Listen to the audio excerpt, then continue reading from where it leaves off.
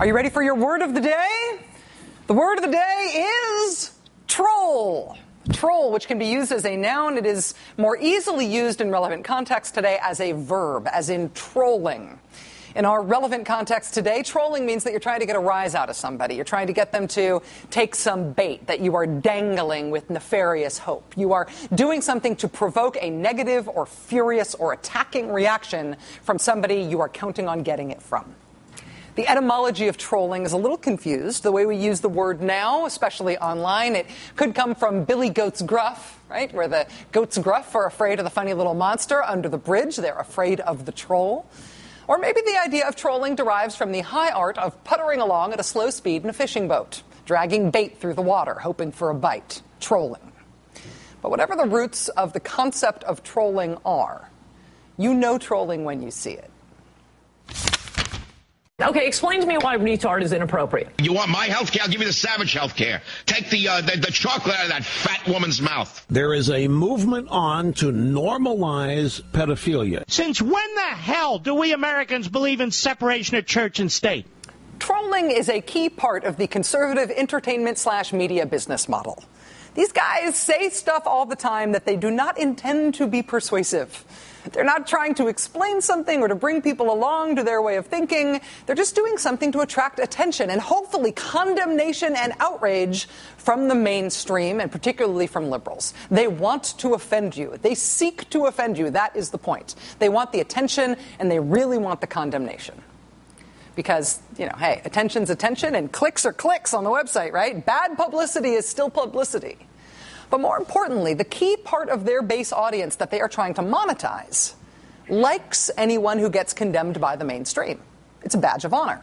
So it makes people sign up for the daily mega ditto buy gold newsletter or whatever and pay their $9.95 for I used to be on TV, but now I'm on the internet, right? Sign up now for exclusive content you won't find in the lamestream media that hates me. It's a shtick, right? It is a shtick that pays.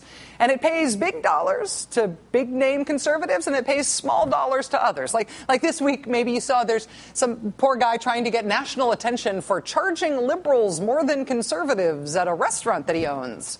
He wants attention for his restaurant thingy. He wants maybe some combative conservative business owner 3 states away to hire him to cater something, just to stick a thumb in the eye of all those offended liberals. We're counting on you being offended. Yeehaw!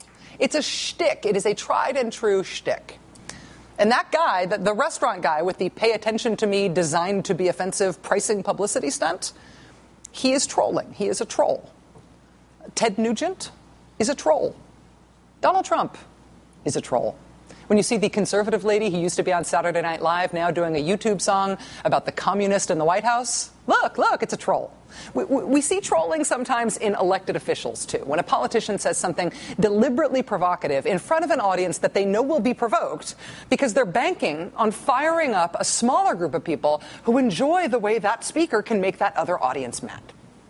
Congressman Steve King is kind of a permanent troll. We could also electrify this wire with the kind of current that wouldn't kill somebody, but it would simply be a discouragement for them to be fooling around with it. We do that with livestock all the time. Comparing immigrants to livestock and using a visual aid to do so on the House floor. Trying to purposely offend people because he wants the attention. He is a troll. Here's another. A poet once said, "Life can be a challenge, life can seem impossible, but it's never easy when there's so much on the line." When Herman Cain quoted Pokemon at the Fox News presidential debate, he was being a troll. He was trolling the entire democratic process at that point. Here's another.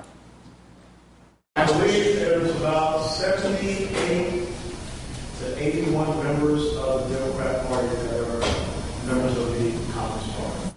Trolling. Congressman Allen West, former Congressman Allen West, begging America, please be outraged by me. Please condemn me. I will say whatever it takes to earn that kind of attention. I live to cause pointless outrage. I am a troll. The thing about trolling is that the troll, by definition, is not serious, right? They're not serious about what they are saying. By definition, they are saying what they say only to make somebody mad. They're not presenting a position they think should be adopted. They are entertaining and satisfying and capitalizing on a tiny targeted base that loves the fact that that person can cause outrage, that they can drive otherwise serious people talking about serious things to be seriously distracted. They love the distraction and the disruption. They love deliberately causing it. Trolls serve a purpose. But no one should ever think that they're trying to be taken seriously as a thinker or a responsible party in a debate or discussion. Another good example of this phenomenon is the new advertisement from the National Rifle Association. Are the president's kids more important than yours? Then why is he skeptical about putting armed security in our schools when his kids are protected by armed guards at their school? Besides the obvious fact that presidents and their families get Secret Service protection whether they want it or not, President Obama does happen to be just fine with having armed security in schools if that is what schools want to do. He proposed funding just that kind of idea today. But the NRA did not just put out a 30-second version of their Safety of the President's Daughters advertisement today. On their website today, they posted a much longer version. It's a 4.5-minute long version of the ad, which means it's not for TV, it's for their base. And in the long version, the trolling gets really obvious. You can tell they're trolling because they spend more than a minute of this thing proving to their own followers, to their own base, how mad the rest of the world is at the NRA for proposing the armed guards in schools, which, by the way, the president agrees with and wants to pay for. This is a simple idea from a simple guy that we need not to spend any time talking about. There's no research that says that putting more firearms in the hands of trained or untrained professionals in a shootout is going to make anybody who's sitting around safer. You, sir, are in the head.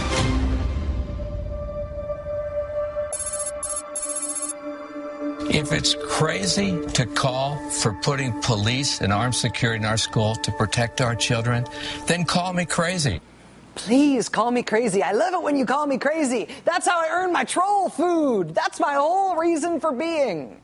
Trolls have a purpose in our politics. They help niche, unpopular positions and people fund themselves and promote themselves as pseudo-political actors by tricking people who ought to know better into punching down at them.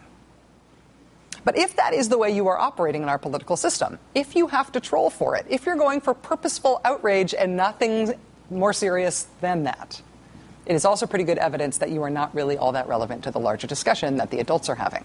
And that's what is going on with the NRA. And, you know, the NRA has proved its political impotence in real politics, in recent electoral politics, and they did it in stark empirical terms. In the 2012 election, the NRA's main PAC spent $11 million on candidates. More than 99% of what they spent was wasted. 0.83% of the NRA's money went to the results that they wanted in that election.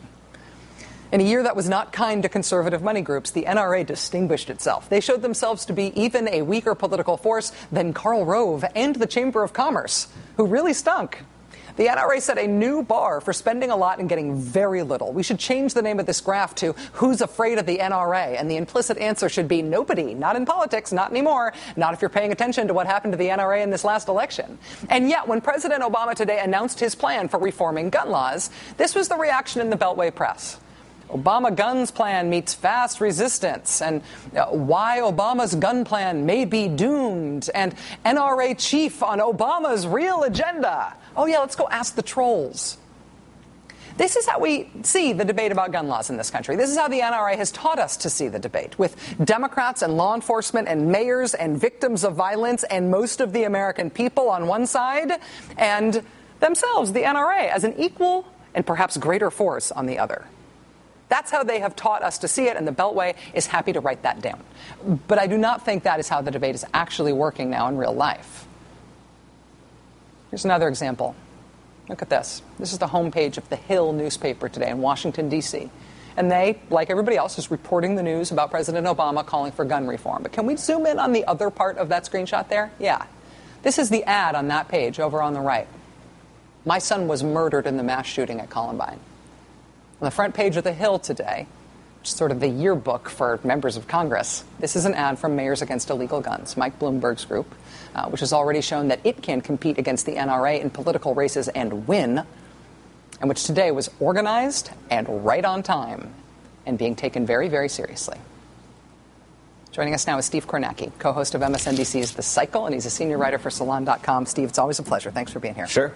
Do you think it is fair to call the NRA a troll, that they are going for outrage here in order to please their base rather than trying to persuade anybody? Yes, outrage to please their base, outrage to raise money, and it's something we've seen before. And I'm struck by is something that happened, I guess, 17, 18 years ago, back in 1995. And there was, I forgot what the exact controversy was, but the NRA referred to some federal agents as, quote, jackbooted thugs. Yeah. And if you remember, it was former President George H.W. Bush at the time, who at that moment resigned his lifelong membership in the NRA. He was so disgusted by that kind of rhetoric. Now, at the time, the NRA was kind of ascendant. You had just had the 1994 midterms.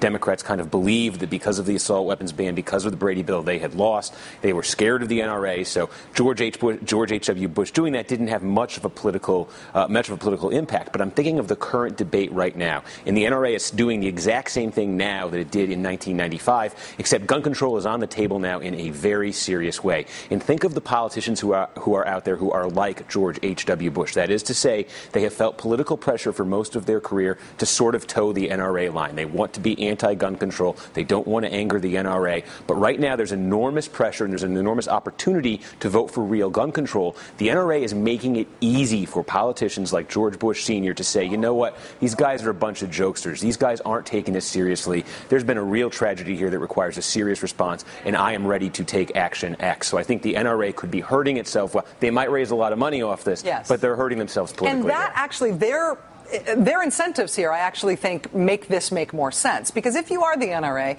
you know that if President Obama got every single thing that he proposed today, America would still be a nation with 300 million guns in it. Nobody's getting their guns taken away. You still get people hunting and fishing. You still get people target shooting. You still get people collecting weapons. You don't actually do anything to meaningfully take away the gun ownership base that you've already got. You continue to exist as the National Rifle Association. You've defined yourself as a hardliner. You've defined the president as a tyrant, and you can therefore continue to raise even more money than you've got now and be an slightly ineffective but definitely well-monetized pressure group that exists for the long haul. Right, and so much of their success really for the last 20 years, since the 1994 midterm election, has been this appearance of this idea that exists in the heads of Democratic politicians of you don't mess with these guys because you are going to lose at the polls if you do that. And I think the most dangerous thing for the NRA to come out of the 2012 election now is that Democrats are sort of realizing that the voters they were scared of losing by turning off the NRA, by going against the NRA, they don't necessarily need them to win elections anymore. Yes. You don't need to send John Kerry out goose hunting the weekend before the 2004 election anymore. You don't need Barack Obama signing a bill that makes it easier to carry in national parks. You can go out there and, the Republicans have been calling them the gun control party since 1994. Now you can be the gun control party. You're already paying the political price for it. You might as well get some of the benefit that comes with it, too. That's exactly right. Steve Kornacki, very smart. Senior writer at Salon, co-host of The Cycle, airing 3 o'clock Eastern, weekdays here on MSNBC. Steve, thank you. Sure. Spot on. All right, the best new thing in the world tonight involves my favorite live news moment maybe ever. And it is coming up, and it has nothing to do with guns. It's coming up.